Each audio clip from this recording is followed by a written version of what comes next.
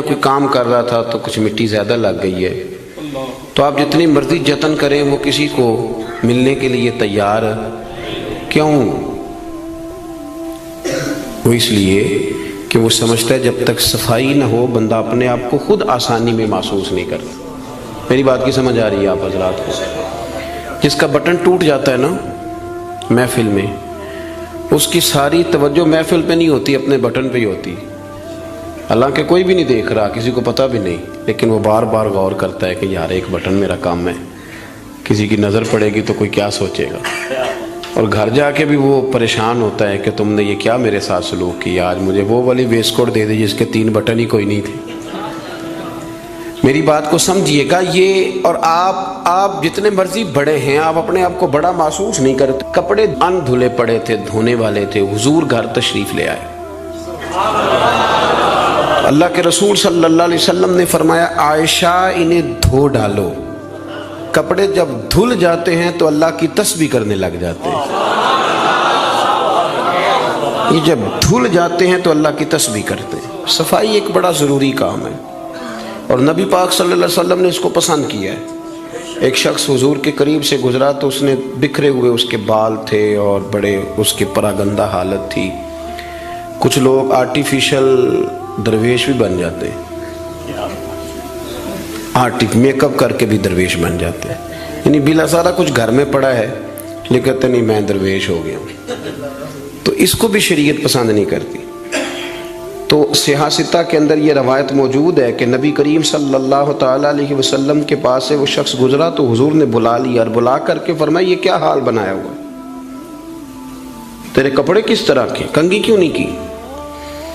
تو اس نے اس کی حضور بس وہ سرکار فرمانے لگے تیرے اوپر تو اللہ کا بڑا فضل نہیں، بڑی خیر نہیں، رب نے بڑا مال عطا کی؟ حضور بالکل ہے۔ تو محبوب فرمانے لگے جا پھر جا کے اچھے کپڑے پہن، رب جب فضل کرتا ہے تو اس کا اثر دیکھنا پسند فرماتا ہے۔ پھر یہ جان بوجھ کے اس طرح کا رویہ تو نہ اپنا کہ کسی کو پتہ نہ چل جائے میرے پاس پیسے ہیں، ایسے نہ کر۔ تو صفائی ستھرائی، آپ ظاہری طور پر اگر آپ صاف ستھرے نہیں ہوتے تو آپ کسی محفل کے قابل نہیں رہتے۔ آپ 4 دوستوں کی محفل میں بیٹھنا اپنے لیے بوجھ محسوس کرتے ہیں، تکلیف ہوتی ہے کہ یار میرے کپڑے ٹھیک نہیں۔ صحیح بتائیے گا، اگر انسان کے کپڑے صاف ستھرے نہ ہوں اسے سکون نہیں آتا، تو اگر اس کے دل پہ میل کچیل ہو، بہت سارے لوگ کہتے ہیں مجھے سکون نہیں، لیکن ہم ڈرتے ہیں نا، ہم ان کو بتا نہیں سکتے، ڈرتے ہیں۔ بے سکونی کی کچھ وجوہات ہوتی ہیں، کچھ سبب ہوتا ہے۔ آپ کے کپڑے میلے تھے تو آپ بے سکون تھے، تو اگر آپ کا دل میلا کچیلا ہے نا، روح پہ کوئی دھبا لگ گیا ہے، یہ دھبے ہوتے ہیں۔ حسد ایک دھبے کا نام ہے، عداوت ایک دھبا ہے، تکبر ایک دھبا ہے، یہ سارے دھبے ہیں۔ اور بخاری میں نبی پاک علیہ السلام نے خود فرمایا جب تم گناہ کرتے ہو تو تمہارے دل پر سیاہ نقطہ لگ جاتا ہے، تو آپ اس نقطے کی موجودگی میں سکون میں رہیں، یہ کیسے ہو سکتا ہے؟ اور گناہ کی تعریف حضور نے یہ فرمائی کہ ما حاک فی صدرک، جو تیرے سینے میں کھٹکے، جو تیرے سینے میں کھٹکے، تو پریشان ہو کہ کسی کو پتہ نہ چل جائے، تو کراہت محسوس کرے کسی کا اس پر مطلع ہونا، تو ہمارے باطن کے اندر بڑی مصیبتیں، ہم حسد کرتے ہیں، بہت سارے لوگوں سے کرتے ہیں، ماننے کو تیار نہیں ہوتے، کرتے ہیں۔ بلکہ امام غزالی رحمۃ اللہ علیہ تو فرماتے ہیں کہ حسد تو پایا ہی مالداروں اور صاحب علم لوگوں میں جاتا ہے۔ وہ کہتے ہیں غریب آدمی ان پڑھ بندہ تو اس دوڑ میں شامل ہی نہیں ہوتا۔ اصل مسئلہ اس بات کا نہیں ہوتا کہ میرے پاس نعمت نہیں، اصل رٹا یہ ہوتا ہے کہ میرے پاس تو ہے پر اس کے پاس نہیں ہونی چاہیے تھی، ادھر کیسے چلی گئی؟ اعلیٰ حضرت بریلوی رحمۃ اللہ علیہ نے بہت ساری کتابوں کا نچوڑ ایک جملہ ملفوظات شریف میں لکھا ہے۔ اعلیٰ حضرت فرماتے ہیں حسد کرنے والا اس بندے پر اعتراض نہیں کر رہا ہوتا، حسد کرنے والا بنیادی طور پر اللہ کی تقسیم پر اعتراض کرتا ہے، اللہ کی تقسیم پر۔ ہمارے اندر یہ میل چڑھ اور گھروں کے اندر یہ پوری ایک دوڑ شروع ہے، دیورانی کے اندر، جیٹھانی کے اندر یہ پوری دوڑ ہے، اور ایک وقت آتا ہے کہ بھائی بھائی سے حسد کرنے لگ جاتا ہے، کیسے سکون پائے گا؟ حسد ایک آگ ہے، اور ترمذی شریف کے جو لفظ ہیں حدیث کے وہ بڑے نرالے ہیں نبی پاک صلی اللہ علیہ وسلم نے فرمایا حسد نیکیوں کو یوں کھا جاتا ہے جیسے خشک لکڑی کو آگ کھا جاتی، یعنی وہ کھائی جاتی ہے، لکڑی کی اپنی کوئی حیثیت باقی، تھوڑی دیر پہلے وہ لکڑی تھی اور اب وہ خاک ہے، حسد کھا جاتا ہے۔ تو اور پھر مزے کی بات یہ کہ یہاں حضور نے ایک اور بھی بات بیان کی، میں حسد نیکیوں کو کس کو کھاتا ہے؟ اس کا مطلب ہے حسد کرنے والے نیک بھی ہوتے ہیں، نیک لوگ بھی حسد، یہ سرکار نے فرمایا نا، حسد نیکیوں کو، اس کا مطلب ہے یہ حسد کرنے والے کچھ نہ کچھ نیک بھی ہوتے ہیں، نیکیاں بھی کرتے رہتے ہیں، حسد بھی کرتے رہتے ہیں، تو وہ ہوتا یہ ہے کہ وہ ساتھ ساتھ ضائع ہوتی ہے۔ حسد نہ کریں، رشک کریں، رشک کریں۔ آپ کہیں کیا بات ہے؟ جناب عائشہ صدیقہ رضی اللہ تعالیٰ عنہ فرماتی ہے میں نے ساری زندگی سیدہ خدیجہ الکبریٰ پہ رشک کیا ہے۔ کیا بات تھی اس عورت کی، ان کا رنگ بھی زیادہ گورا نہیں تھا، سرکار سے عمر بھی کچھ زیادہ تھی، 2 دفعہ پہلے نکاح بھی ہو چکا تھا، پر کیا قابل رشک بی بی ہے کہ جسے اپنی ساری حیات ظاہرہ میں میرے نبی پاک نے یاد کیا ہے۔ اب رشک کریں، کہیں کیا بات ہے، اللہ اسے دیا تو مجھے بھی دے، رشک سے۔ کنز العمال میں حدیث ہے، حضرت عائشہ صدیقہ رضی اللہ تعالیٰ عنہ فرماتی ہیں دوپہر کے وقت نبی پاک صلی اللہ علیہ وسلم کے صحابہ حضور سے ملنے نہیں آتے تھے، دوپہر کے کھانے کے بعد سرکار آرام کرتے تھے، کیلولا فرمایا کرتے تھے۔ ایک بوڑھی آ گئی ملنے، اس وقت صحابہ نہیں آتے تھے، بوڑھی آ گئی اور دروازے پہ آ کے جب اس نے اپنی آواز نکالی نہ، پوچھا کون ہے، تو اس کی آواز، کچھ آوازیں بندہ بڑا ان کا شناسا ہوتا ہے نا، وہ بڑی ذرا ٹھہر جا مؤذن میرا دل دھڑک رہا ہے، وہ کہیں کعبہ گر نہ جائے تیری شوخ اور مست اذان سے، کچھ آوازیں بندے کے کان میں پڑتی ہیں تو مزہ آتا ہے نا۔ تو وہ خاتون باہر جب بولی تو سرکار دو عالم علیہ السلام آرام فرماتے فٹافٹ اٹھ گئے، حضور نے دروازہ کھولا، بوڑھی کو بٹھایا، کھانا کھلایا، دیر تک وہ باتیں کرتی رہی، سرکار جواب دیتے رہے، اور جناب عائشہ صدیقہ کہتی ہیں لوگ پہلے بھی بڑے آتے تھے پر آج ذرا انداز نرالا تھا، حضور نے بڑی محبت کی، جانے لگی تو حضور نے تحفے بھی بڑے ہی دیے، میرے کریم نے بڑا ہی پیار کیا، بڑا نوازا۔ میرے دل میں خیال آیا کہ یہ خاتون جاتی ہے، حضور بھی جائیں گے، رات کو واپس لوٹیں گے تو میں پوچھوں گی یہ کون تھی، لیکن وہ چلی گئی، حضور تو لیٹ گئے اور گہری سوچ میں چلے گئے۔ جناب عائشہ کہتی ہے میں قربان جاؤں، میں قریب گئی، قدموں میں بیٹھ کے عرض کی حضور دنیا تو پہلے بھی بڑی آتی ہے، یہ بی بی کون تھی؟ تو میں نے بات کی تو حضور رو پڑے، اٹھ کے بیٹھے، سرکار فرمانے لگے عائشہ یہ بی بی میری پہلی زوجہ سیدہ خدیجہ الکبریٰ کی سہیلی تھی، ان کی سہیلی تھی یہ عائشہ، خدیجہ کے دور میں آتی تھی، خدیجہ کھانا کھلاتی تھی، وقت دیتی تھی، پیار کرتی تھی۔ فرمایا آج میں نے اس روایت کو زندہ کیا، حسن العہد من الایمان، تعلق اچھے طریقے سے نبھا دینا یہ بھی ایمان کا حصہ ہے۔ حضرت عائشہ اس کو بیان کر رہی ہیں، آپ دیکھیں صحابہ ایک دوسرے کی شان بیان کرتے ہیں۔ حضرت عائشہ صدیقہ سے پوچھا گیا، بخاری مسلم دیکھیے، توجہ ہے میری بات پر؟ حضرت عائشہ صدیقہ سے کسی نے پوچھا نبی پاک صلی اللہ علیہ وسلم کو سب سے زیادہ پیارا کون؟ جناب عائشہ صدیقہ سے پوچھا سب سے زیادہ پیارا کون؟ تو جناب عائشہ کہنے لگی یہ صاف ستھری بات ہے، سیدہ فاطمہ الزہرا۔ اس شخص نے فوراً پوچھا، مشکات دیکھیے اٹھا کے، اس نے پوچھا جی مردوں میں؟ تو آپ نے فرمایا فاطمہ کے شوہر علی المرتضیٰ۔ فوراً ایک دوسرے کی شانیں بیان ہو رہی ہیں، ایک دوسرے کی عظمتوں کا تذکرہ ہو رہا ہے۔ مولا علی شیر خدا کرم اللہ تعالیٰ وجہ الکریم فرمایا کرتے تھے میں تمہیں بتاؤں سب سے بہادر کون ہے؟ حضور بتائیے، فرمایا ابو بکر صدیق۔ فرماتے وہ بدر کی رات جب حضور کے چھپر شریف کا پہرا دینا تھا، چھپر کا پہرا دینا تھا حضور کے چھپر شریف کا، تو بڑا مشکل کام تھا، کون وہاں کھڑا ہو؟ تو فرماتے ہیں لوگ ابھی سوچ رہے تھے کہ وہاں کون جائے گا، سوچ رہے تھے کہ کون جائے گا، لیکن ابو بکر تلوار لے کے کھڑے ہو گئے، کہنے لگے کوئی اور کیوں جائے گا، میں حضور کے اس چھپر شریف کی پہرے داری کروں۔ تو ایک دوسرے کی تعریفیں کر رہے ہیں، ایک دوسرے کی فضیلتیں بیان کر رہے ہیں، یہ رشک کرتے تھے۔ حسد ہمارے ہاں نا کر تعریف ہی رہے ہوتے ہیں، پر وہ ہلکا سا نچوڑیں تو اندر سے حسد نکلنا شروع ہو جاتا ہے. لمبا بھی نہیں نچوڑنا پڑتا، بس ہلکا سا. کہتے ہیں باقی تو ساری باتیں ٹھیک تھیں، لیکن آپ نے دیکھا ہے آنے جانے میں نخرہ کتنا تھا. بس وہ نکل آیا، وہ نچوڑ لیا، وہ گیا کام سے، سارا کچھ ختم ہو گیا. وہ ایک بات نے طے، حسد نہیں کریں، آپ کو تکلیف دے گا، آپ اذیت میں آئیں. پھر ایک اور بیماری ہے جس کا نام تکبر ہے. یوں جھک کے ملنے کا نام عاجزی نہیں، بلکہ حضرت سعدی فرماتے ہیں میں نے بڑے جھکے ہوئے دیکھے ہیں، گردن جھکی ہوئی ہے، دل بڑا اکڑا ہوا ہے. فرماتے ہیں یہ ان کی ادا ہے، یہ ادا بھی تجھ کو ہی زیب ہے، تیری عاجزی بھی فریب ہے. تو کہیں کہیں نا لوگ اس طرح بھی کرتے ہیں. عاجزی تو دل کا نام ہے کہ آپ کے اندر اخلاص کتنا ہے، آپ کتنے جھکے ہوئے ہیں، آپ کس قدر پیار کر. بہت سارے لوگوں میں تکبر ہے، مجھے مانو، مجھے تسلیم کرو.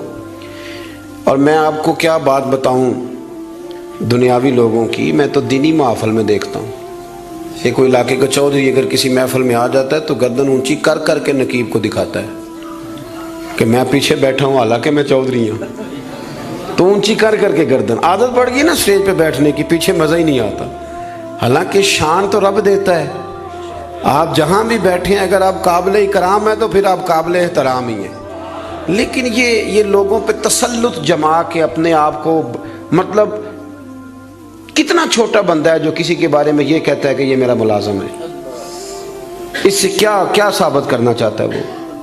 یہ دو جملے کہہ کہ میرے پاس اتنے پیسے ہیں ملازم رکھ سکتا ہوں کیا؟ میں ایک یونیورسٹی میں گیا کچھ بیان کرنے کے لیے، تو ایک بچہ مجھے کہنے لگا پیر صاحب ایک بات بڑی دل میں پریشان کرتی ہے، کسی لبرل آدمی نے کر دی تھی تو ڈرتا میں کرتا نہیں، کہیں مجھے کوئی بے ادبی نہ کہہ دے. ہمارے ہاں ایک ظلم یہ بھی ہوتا ہے کہ ادب سکھانے سے پہلے بے ادبی کا لائسنس جاری کر دیا جاتا ہے. حالانکہ پہلے ادب سکھایا جائے، پھر اگر کوئی بے ادبی کرے تو پھر اسے بے ادب. ہم ادب نہیں سکھاتے لیکن بے ادبی کا تانا فٹافٹ دے دیتے ہیں. میں نے کہا جناب آپ پوچھیں، اگر مجھے جواب آتا ہوا تو میں بتا دوں گا، نہیں تو میں کسی سے پوچھ کے بتا دوں گا. آپ بتائیے. وہ کہنے لگے جی مجھے کسی نے کہا ہے کہ نبی پاک صلی اللہ علیہ وسلم کے زمانے میں غلامی ختم نہیں ہوئی تھی. اس زمانے میں غلام بکتے تھے اور اسی طرح بکتے تھے، خریدے جاتے تھے، تو ایک آرڈر فرما دیتے غلامی ختم ہو جاتی. اور میں نے کہا یار یہ تو کوئی بڑا سوال ہی نہیں ہے، آپ بلا وجہ ڈر رہے ہیں، یہ کوئی بڑا سوال ہے. یہ حضور نے غلامی ختم کر دی تھی. آپ پڑھیے ابو داؤد شریف، ختم ہو گئی غلامی. توجہ ہے میری بات پر؟ ادھر دیکھا جی میری طرف. حضور نے غلامی ختم کر دی، غلامی رہی نہیں. کہنے لگے وہ کس طرح؟ میں نے کہا ابو داؤد شریف پڑھ لیں. حضرت ابو ذر غفاری رضی اللہ تعالیٰ عنہ فرماتے کلمہ پڑھنے آیا، جب واپس جانے لگا تو حضور نے بڑی نصیحتیں فرمائی. ان میں سے ایک نصیحت حضور نے یہ کی، ابو ذر یاد رکھنا تمہارے غلام تمہارے بھائی ہیں. غلام تو وہ رہے ہی نہیں، انہیں تو مدینے والے رسول نے بھائی بنا دیا ہے. آپ کو کس نے کہا وہ غلام ہے؟ وہ غلام، میں سیاستہ کی روایت پیش کر رہا ہوں. فرمایا تمہارے غلام تمہارے، ادھر دیکھیں میری طرف، تمہارے غلام تمہارے بھائی ہیں. اور نبی کریم نے فرمایا جس طرح کا خود کھانا اسی طرح کا انہیں کھلانا، جس طرح کا خود پہننا اسی طرح کا انہیں. غلام رہے گا جب وہ آپ کے جیسے کپڑے پہنے گا. آپ وہ الگ بات ہے کہ جتنا مرضی وہ ہیومن رائٹس پہ بات کرے، انسانی حقوق کی تنظیمیں چلائے، غلام کو ملازم کو اس طرح کی روٹی نہیں کھلاتا جس طرح کی خود کھاتا ہے، اسے اس طرح کے کپڑے پہناتا نہیں جس طرح کے خود پہنتا ہے. لیکن نبی پاک علیہ السلام نے یہ اعزاز فرمایا جس طرح خود کھانا اسی طرح انہیں کھلانا، جس طرح کا خود پہننا اسی طرح کا انہیں پہنانا. اور حدیث کا آخری جملہ یہ ہے کہ سرکار فرمانے لگے ان کی طاقت سے زیادہ ان پر بوجھ نہ ڈالنا، اور اگر کبھی انہیں کوئی ایسا کام بتاؤ جو ان کی طاقت سے زیادہ ہو تو پھر اس کام میں ان کی مدد بھی کرنا. مجھے بتلائیے غلام تو غلام رہے نہیں، حضور نے تو سیٹ ہی ختم کر دی، انہیں بھائی بنا دیا ہے. وہ تو سیٹ ہی ختم ہو گئی، تو آپ یہ کیسے کہہ سکتے ہیں کہ غلامی ختم نہیں ہوئی؟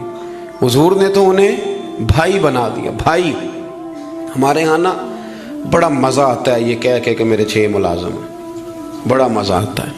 اور بڑا بندہ راضی ہوتا ہے جب وہ گاڑی میں بیٹھا ہوتا ہے تو 15 بندے آگے دوڑ رہے ہوتے ہیں، اس کو بڑا لطف آ رہا ہوتا ہے. لیکن اسے نہیں پتا کہ اس کے اندر تکبر آ گیا ہے. اب اس کے اندر ایک چیز پیدا ہو گئی جو اسے خراب کرے گی، وہ پھر کرسیاں ڈھونڈتا پھرے گا، اسے کہیں مزہ نہیں آئے گا۔ وہ نورانی محفل کے اندر بھی، روحانی محفل کے اندر بھی وہ تلاش کرے گا کہ کوئی مجھے جان لے، کوئی مجھے پہچان لے۔ وہ ہر جگہ پروٹوکول کا عادی ہو، اسے بیماری لگ جائے، کسی جگہ قرار نہیں پائے گا۔ وہ کہے گا پتہ نہیں مجھے سکون کیوں نہیں آ رہا۔ بھائی سکون تو آتا ہے چھپ جانے میں، سکون تو جاتا ہے کسی کونے میں جا کے اللہ اللہ کرنے میں۔ کسی کونے میں بابا بلے شاہ صاحب، بابا صاحب رحمۃ اللہ علیہ فرماتے ہیں میں نے اعتکاف کبھی قصور میں نہیں کیا، اس گاؤں میں جاتا تھا جہاں مجھے جانے کوئی نہ، چلو 10 دن تو میں الگ ہو کے اللہ اللہ کر لوں۔ کہتے میں وہاں جا کے اعتکاف کرتا تھا، یہاں تو سارے ہاتھ چومنے والے تھے، اکثر کہا کرتے تھے اٹھ بلیا چلو تھے وسیے جتھے وس دینی سارے ہی انے، اٹھ بلیا چلو تھے وسیے جتھے وس دینی سارے ہی انے، نہ کوئی ساڈی ذات پچھانے نہ کوئی سانو منے۔ کبھی ایسی جگہ بھی تو جانا چاہیے نا۔ اور بڑے ناز سے میری طرح کے بندے بھی کہہ رہے ہوتے ہیں تسی وہ تو کونے تو آ کے میرا نام پوچھو پہنچ جاؤ گے۔ وہ کبھی اپنے آپ سے پوچھ تو صحیح کہ یہ تو کہاں مبتلا ہو گیا، یہ شہرت، یہ شور شرابے، یہ آنا جانا۔ مزہ تو تب ہے کہ صبح قیامت آپ کو پردوں میں ڈال کے کہہ دیا جائے کہ جا تیری پردہ پوشی کی، تیرا عیب نہیں کھولے جائیں گے، بغیر حساب جنت میں چلا جا۔ یہاں یہ شور کرنا، اپنا آپ دکھانا، اپنا آپ بتانا، یہ تو علامت تکبر ہے۔ تھوڑا سا نیچے رہیں۔ یہ ہوتا ہے کئی دفعہ کہ انسان کچھ اللہ تعالیٰ اسے وقار دے دیتا ہے تو اس کا قد اونچا ہو جائے، اس کی سیٹ اونچی ہو جائے، لیکن دل اس کا سکون میں رہے۔ امام غزالی روایت لائے ہیں، حضرت حذیفہ بن یمان رضی اللہ تعالیٰ عنہ فرماتے ہیں میں اپنے قریب محبوب علیہ السلام کے ساتھ نہ سفر کر رہا تھا، گرمی کا موسم تھا، سفر کرتے کرتے ہم ایک باغ کے قریب سے گزرے تو سامنے کنواں نظر آیا۔ حضور فرمانے لگے حذیفہ یار گرمی بڑی ہے، غسل نہ کر لیں؟ میں نے کہا حضور بڑی بات ہے، کر لیں۔ کہتے ہیں سرکار کنویں کے قریب گئے تو کپڑوں سمیت غسل کرنے لگے، پھر بھی مجھے فرمایا کہ ذرا چادر نہیں تان لیتے؟ میں ذرا پسند نہیں کرتا کہ یہ گرمیوں میں ہمارے بچے جس طرح کا لباس پہنتے، یہ تہذیب کے مطابق نہیں، تہذیب کسی اور چیز کا نام۔ آپ ذرا کھلا لباس پہنیں اور آپ ذرا کچھ چیزوں کو چھپائیں، آپ مہذب لگیں گے، آپ مناسب لگیں گے۔ کالی بنیان پہن کے تو گلی میں نکل جانا، گلی میں کیا گھر میں بھی بیٹیاں ہوتی ہیں، بہنیں ہوتی ہیں، کیوں اس طرح کا لباس پہنتے ہیں جو غیر مناسب محسوس ہو؟ حضرت حذیفہ بن یمان رضی اللہ تعالیٰ عنہ فرماتے ہیں حضور کپڑوں سمیت غسل فرما رہے تھے، پھر بھی مجھے فرمایا چادر تان لو۔ توجہ ہے میری بات پر؟ یہ نوجوان ذرا زیادہ غور کریں کیا عرض کر رہا ہوں۔ کہتے میں چادر تان کے کھڑا ہو گیا، حضور غسل کرنے لگے تو پانی ٹھنڈا تھا، گرمی بھی بڑی تھی، حضور کو نہ ذرا لطف آیا تو فرمانے لگے تھوڑا اور نہ نہا لوں؟ میں نے کہا حضور نہائیں۔ کہتے ہیں سرکار کو اور لطف آیا، فرمانے لگے ذرا اور نہ نہاؤں؟ میں بڑا مطمئن تھا، بڑا راضی تھا کہ مجھے نوکری کا موقع مل رہا ہے۔ کہتے ہیں ایک دو دفعہ سرکار نے فرمایا، پھر حضور بس کرنے لگے تو میں نے کہا حضور تھوڑا اور غسل فرمائیں، گرمی بڑی ہے۔ کہتے سرکار اور غسل کرنے لگے، خاصی دیر حضور نہائے، غسل فرمایا، فارغ ہو گئے نا جب، میرا کلیجہ بڑا ٹھنڈا تھا کہ میں نے نوکری کر لی۔ جب فارغ ہو گئے تو حضور مجھے فرمانے لگے چل اب تو غسل کر۔ اگر روٹی بچ جائے تو بندے ڈرائیور کو بھیج دیتے ہیں، اگر کبھی بچ جائے۔ چلیں آپ نے کون سا مجھ سے ناراض ہونے، آپ تو اپنے ہیں۔ اگر کوئی دیگ بڑھ جائے تو مدرسے بھیج دیتے ہیں کہ وہ اس کو کہتے ہیں آپ یہی ہیں کہ اس کے پیروں کے نیچے فرشتے پر بچھاتے ہیں، یہ بھی آپ کہتے ہیں کہ حافظ جی آپ کی بڑی شان ہے، آپ نماز پڑھاتے ہیں، پر دیگ وہ بھیجنی ہے جو بچ گئی، وہ آپ بھیج دیں۔ بچ گئی ہے وہ زیادہ تھی تو ہم نے کہا چلو بچوں کو دے دیتے۔ یہ اعزاز نہیں دیا، دیکھ دے دی پر آپ نے عزت نہیں دی، وقار کا مزہ نہیں آیا اس کا، یہ کوئی سرور والا کام نہیں۔ میرا ایک دوست مجھے ایک دن کہنے لگا حضرت جی اگر کوئی ٹائم ملا نہ نکلا تو میں آؤں گا۔ میں کہ یار نہ آئیے دا کوئی مزہ ہے، ساڑھے کو تو ٹائم کٹ کے آنا یار، حد ہو گئی۔ تو کہے کہ میں بڑا مصروف ہوں پر آپ حکم تو کرے، میں سویرے ہی آیا۔ یہ کیا بات آپ نے، اسی کو بچے کچھ ٹائم آ لیا ہمارے پاس تو آ تھوڑا سا سارا کچھ چھوڑ چھاڑ کے پتہ چلے کہ تو آیا ہے۔ میری بات کی سمجھ آ رہی ہے؟ میرے عزیز بات کو سمجھنا ہے آپ نے حضرت حذیفہ بن یمان رضی اللہ تعالیٰ عنہ فرماتے ہیں کہ جب حضور غسل فرما چکے تو کہنے لگے اب تو غسل کر.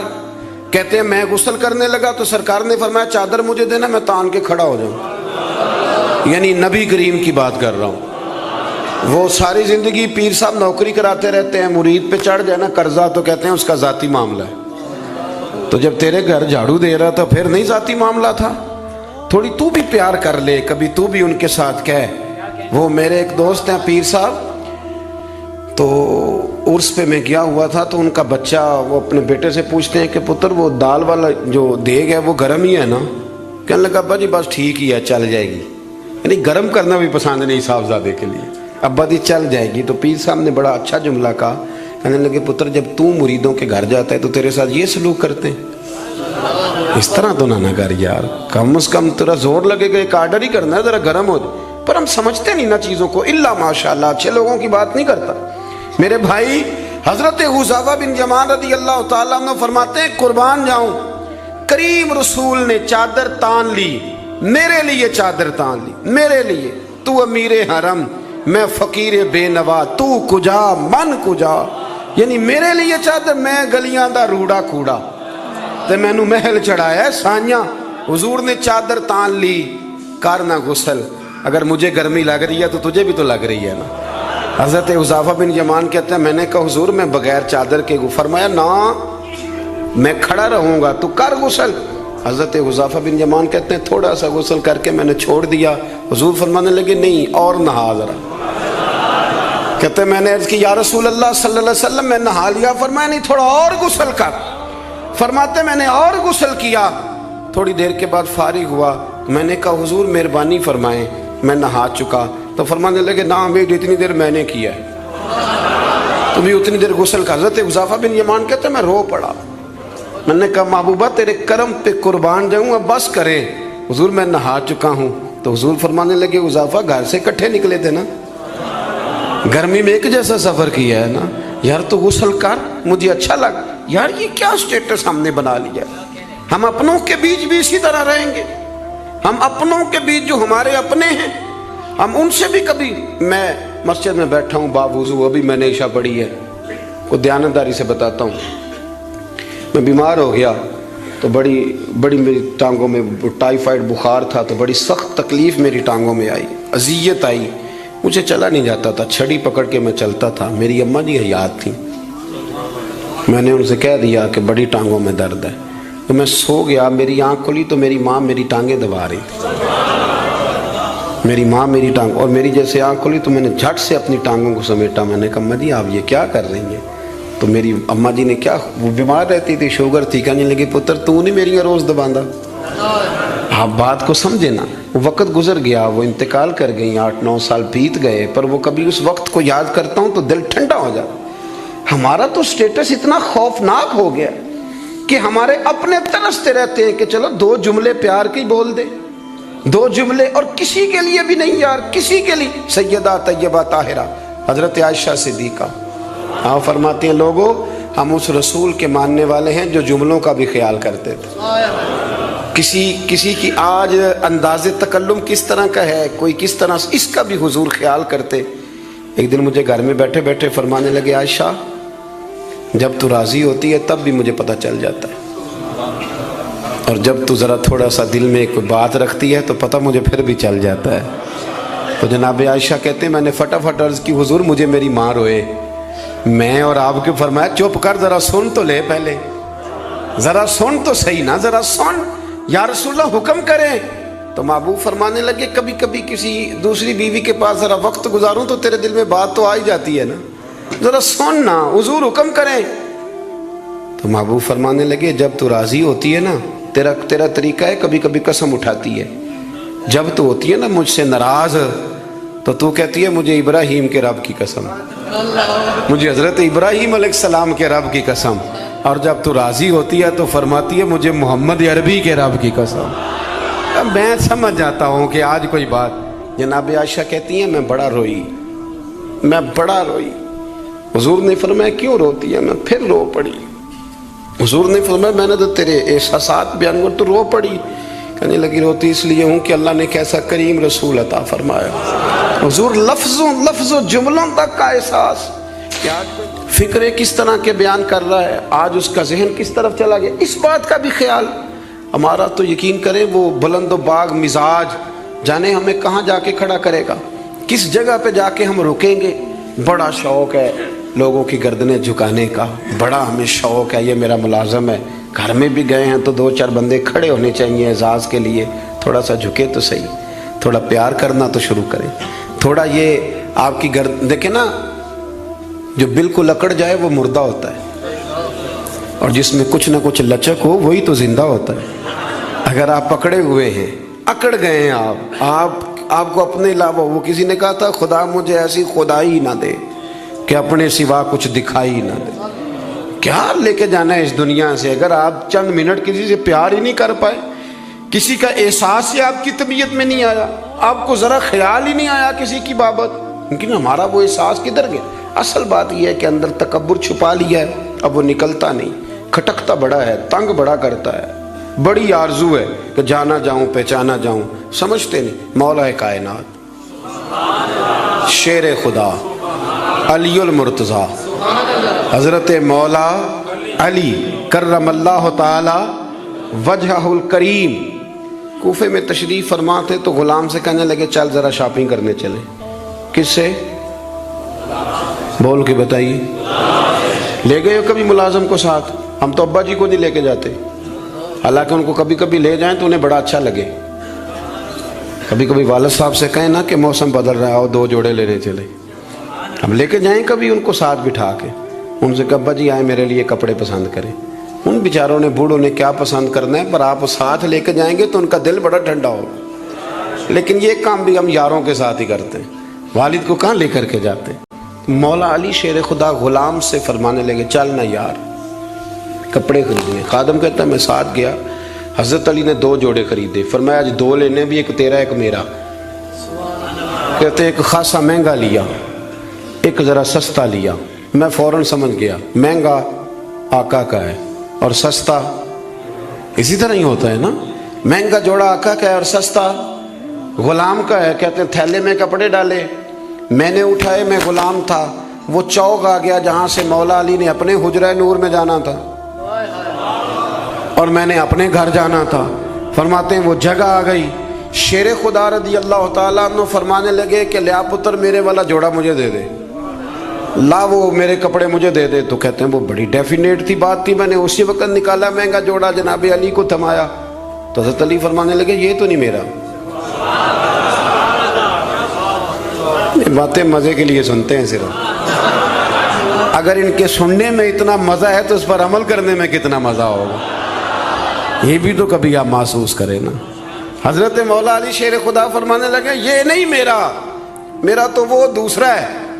وہ کہتا میں نے ایک فلسفہ بیان کیا، ایک علت بیان کی، ایک لاجک میں نے بیان کی۔ میں نے کہا حضور آپ مہنگا پہنے کیونکہ آپ آقا ہیں، اور میں سستا پہنوں گا کیونکہ میں۔ تو حضرت علی نے فوری طور پہ حکم نہیں لگایا کہ نہیں تو دوسرا مجھے دے، عالم تھے نا، تو اس نے علت بیان کی تو پہلے اس کا وہ سبب توڑا، پہلے اس کی اس بات کا جواب دیا۔ دلیل کا جواب دلیل سے دینا چاہیے نا، کئی دفعہ لوگ دلیل کا جواب گالی سے دینے لگتے ہیں، یہ طریقہ غلط ہے۔ حضرت علی سے اس نے کہا ایک علت بیان، ایک سبب بیان، کہنے لگا حضور آپ چونکہ آقا ہیں تو آپ جوڑا پہنے مہنگا، آپ کپڑے استعمال کریں مہنگے، میں چونکہ غلام ہوں تو میں استعمال کروں گا سستے۔ تو حضرت علی کہنے لگے تو یہ والا فلسفہ نہ بیان کر، تو میرے والا کر، میں تجھے بتاتا ہوں ایک سبب وہ والا لگا لے، یہاں وہ حکم لگا۔ اس نے کہا حضور وہ کون سا؟ فرمانے لگے تو سستا مجھے دے نا کیونکہ میں بوڑھا ہوں، اور تو مہنگا استعمال کرنا اس لیے کہ تو جوان ہے، اور جو جوان ہوتے ہیں وہ مہنگے کپڑے پہنتے ہیں۔ فرمایا یہ والا نقطہ یہاں لگا نا، یہ کلیہ یہاں استعمال کر۔